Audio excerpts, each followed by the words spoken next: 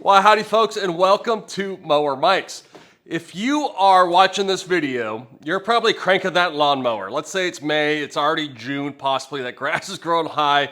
You can't get that lawnmower to start all spring. Now, 90% of you, the reason why your lawnmower will not start if it is cranking is because of bad gas. It gums up the carburetor and it just won't start. So today what I'm gonna do, I'm gonna walk you through a very, very simple repair where we take a $15 carburetor from Amazon and we strap it on to the Briggs and Stratton. This is a Briggs and Stratton Intech 17.5, the most common lawnmower engine out there. This is really, really simple, and we're gonna show you how to install it. Also, I'm gonna open this sucker up and show you why I don't really believe in rebuilding these carburetors. So with that, let's go ahead and get started. Also, we got our fancy new air filter.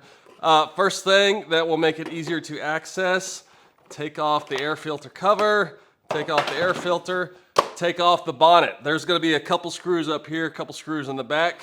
Voila, it comes off, and now we're gonna be able to have some fun. Also, down here, next step, you're going to take off the fuel line. I do highly suggest putting a pair of vice grips or a clamp on here so fuel does not go all over your concrete, because it does stink. So take it off, and I love these pliers. Chickanic got me hooked on these things, some German pliers. I will put all the tools I use and the $15 carburetor down below. So take it off. Now, once you have this off, I do highly suggest you drain the fuel out of the tank, because if you take a sniff of this fuel, it probably smells horrible, like some sort of varnish. It's always best to start with some fresh gas. So we're gonna put this over here, try not to spill it, and next we're gonna zoom in on this carburetor and take it off. All right, so the next step, I'm gonna slowly go through the different throttle rod linkages to the throttle and the choke, because if you're like me, you'll be able to take this damn thing apart, but you can't figure out where these rods and springs go. So the first one I'm going to talk about is the choke. So the choke is right here, and it hooks onto this little plastic thing here. And if we look around here, the choke, it goes to a rod right here. And the way the choke works is that when you full throttle, at the very end of your full throttle, when you push it forward, that little ½ inch, it pushes that forward, it pushes this rod forward, and it closes this. And what happens is there's a little flapper in here, air comes in here, closes the flapper, enriches the fuel because it's getting less air, and that is how your choke operates. So again, it's just this little bar right here. It goes through this hole right here, and it has a little bend in it, and it hooks into that first hook right there. All right. So the next one here is the throttle. Now the throttle itself starts back here. It's got a little hook, and it's a little plastic thing right here. If we can look around there, it's not a hook right there. It's just a little S. So you're gonna go ahead and hook that in first, and you can see underneath it, it's got a little spring that goes on the actual cable, and it goes all the way up here. In the other side, you see it's a little hook that goes onto the carburetor. And the other side of the spring, it's got a little tiny hole right there. And the throttle, the longer one, is going to be closer to the intake. All right, let's have some fun taking this old carburetor off. First thing I'm gonna do is take off the intake. It's just held on by two 7/16 nuts, which I've already loosened up. And then what you do, you undo these two bolts here on the engine, and these are 2 3/8. And I love using my DeWalt here. I'll put a link down below to that. And so when you pop that off, you're going to see it's going to be hanging on by these two throttle cables. So when you pull it off, what you do, as long as you got everything unhooked, you can first pull off the choke. You can just slide it off from down below there. And then on the throttle, just go ahead and lean it. Remember, if you're full of gas, it might be leaking gas everywhere, which obviously it is doing. Gosh, I hate gas leaking on concrete. So we've got it off, and then from back here, whoa. Actually, we're just gonna go ahead and leave that on for now. So let's go ahead and take this over to the shop table and see what we're working with. You are looking down at a couple of carburetors. This is the one that just came off the Briggs. So what we need to do now is take off the intake. It's super easy. You've just got two screws right here. These are 5/16. Go ahead and rip these out. And what they are actually threaded into the plastic. So they come out this way, like so. and you've got your carburetor there. We've got your gasket and all that good stuff. So what I'm gonna do now, I'm gonna open this thing up and show you the insides of this piece of engineering. It is so ridiculous. All right, I think Briggs and Stratton made a decision to save some money, and really all the carburetors these days in the last 20 years are built fairly similar. So you can see on the inside, look at that. This is one problem. You can see the jet is actually pressed into this little tiny hole, and what happens is it has that little O-ring on it, and it just falls out. And when it falls out, it causes issues. And also, you've got all these little gaskets on here, and it's got a little float in here. Come on, pop it open.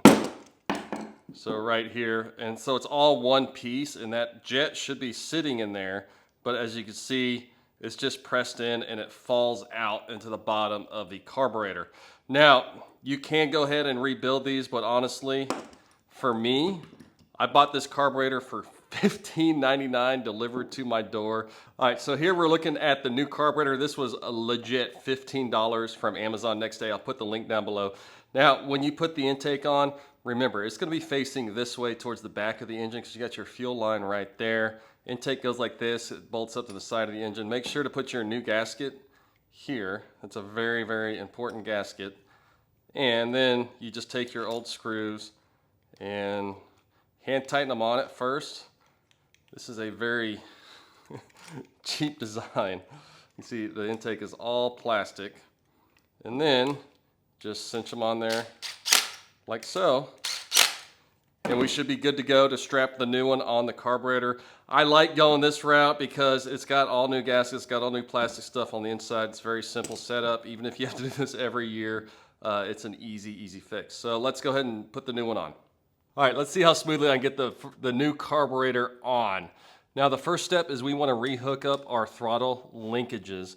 Now remember this one right here with the little plastic grommet goes to the throttle. I like doing that one first because you have to angle it a little bit and just angle it in there like so. And then you hook on the little springy. Come on, find the hole. All right, damn it. All right, let's see if we can get it in there. All right, so we've got that part hooked up there. We've still got it hooked up to the back. And then what we need to do is make sure to get our choke linkage. Remember, it lines up to the closest hole on the back, and it actually goes upside down, so you just hook it like so, and then you slide that back through that little square right there. So now we've got those hooked up. And also make sure to get your intake gasket, and we just press that on there like so. This is way easier than you would ever think. So now we've got everything hooked up. We just put our 2 bolts back on here. Come on. There we go. There we go. All right. I'll get my fancy DeWalt impact. Now there are some torque specs to this, which I'm not sure what they are, but now we've got it hooked up. And the next steps, we need to go around and clean up and make sure we get all the little things hooked up. So next what I'm gonna do, I'm gonna go down here, hook in our wire, like so. All right, so the next step, we put our air intake on here. And again, it's just got those 2 nuts that go on the back side, which hopefully you didn't lose like I tend to do. We'll go ahead and tighten that dude up, like so. Now when you do this, there is a little breather tube on the back side of here. Let me try to show you.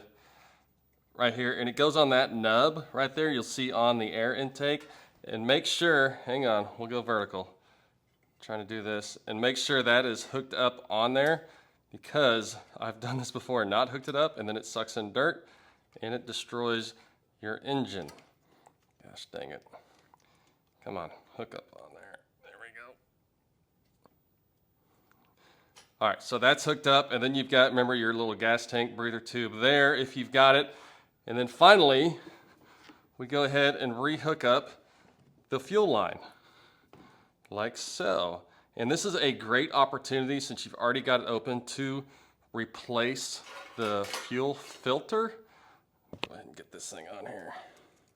Because what's cool about the kit is that it does come with a new fuel line and fuel filter and clips. I'm just gonna go ahead and reuse the old one.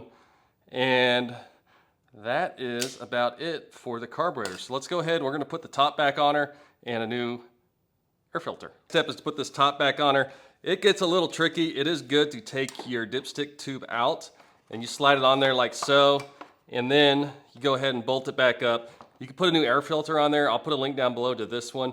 I do like the 2-stage air filter like this. Stock they come like this, and I don't think that's enough filtration. It's always good to have the foam on the outside, and it just slides on there like so. So we've got it all hooked up-ish, and let's go ahead and give it a start, see if she works. It's a $16 carburetor. All right, folks, the moment of truth. Let's see if our $15 Amazon carburetor works. I've got it gone ahead and cranked it full choke right here. Now, one thing to realize, this carburetor does not have fuel in it, so you might have to crank it a little bit. And if it doesn't start, what I like to give her is a little bit of encouragement, a little starter fluid down the throat. That is why I do not have the air filter or the top on here, just for the first start. So let's see what happens.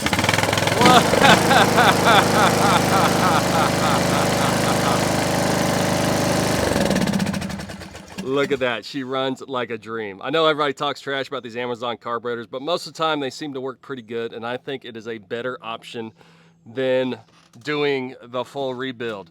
Now with that, this is my 200th video. I honestly didn't think I had this much mower BS in me, but I appreciate everybody that's been watching, and we'll just keep on doing them. I'm having a good time. So stay tuned, and we'll think of something new next time. Mower Mike out.